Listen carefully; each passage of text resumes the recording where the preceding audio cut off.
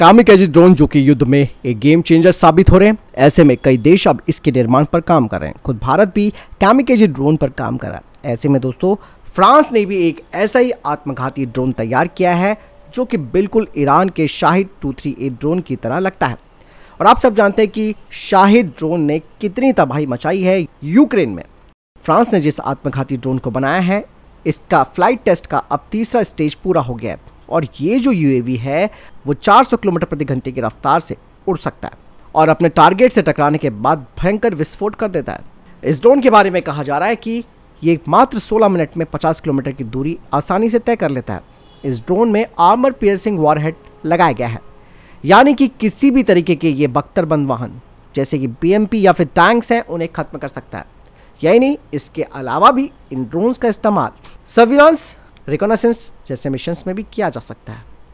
France के drones की खास बात यह है कि इसमें जामिंग रेजिस्टेंट टेक्नोलॉजी लगी है, यानी कि दुश्मनों के रडार पर यह नहीं आ पाएगा और इसके कम्युनिकेशन और फ्लाइट को किसी भी तरीके से रोका भी नहीं जा सकता है, यानी कि यह मिशन पूरा करने के बाद वापस अपने बेस पर लौट सकता है।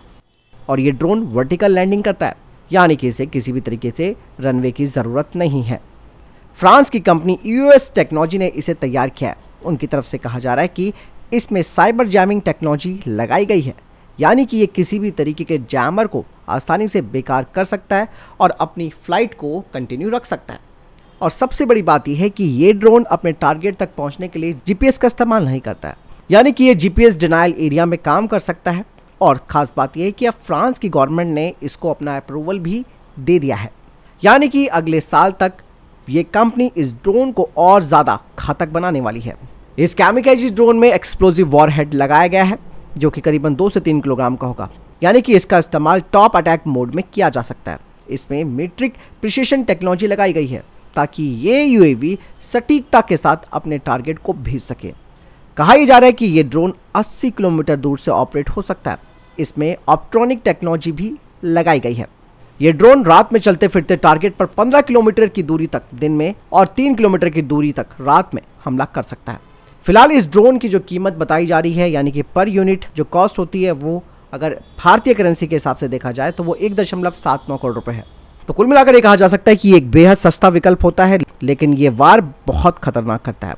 और इस तरीके के जो ड्रोन्स होते हैं उनसे आप सेफली अपने टारगेट से दूर रहकर उन्हें खत्म कर सकते हो। इन ड्रोन्स का इस्तेमाल जैसे कि मैंने बताया 2 तरीके से हो सकता है, या तो टारगेट को खत्म करने के लिए या फिर टारगेट की जानकारी एकत्रित करने के लिए। और रिटर्न टू होम मोड इसमें भी लगाया गया है ताकि ये वापस अपने बेस पर आ सके। तो बहुत चीज़ें हैं, दुनिया बहुत सारी चीज़ों पर काम कर रही है और भारत भी दोस्तों पीछे नहीं है। भारत की भी कंपनियाँ इसी तरीके के ड्रोन्स पर काम कर रही हैं जो कि इनसे भी ज़्यादा घातक होंगे। फिलहाल इस बारे में आपकी क्या राय है, कमेंट सेक्शन में लिखकर जरूर बताएगा। मिलता हूं नए वीडियो के साथ। वीडियो को लाइक और शेयर जरूर कीजिएगा। जय हिंद, वंदे मातरम।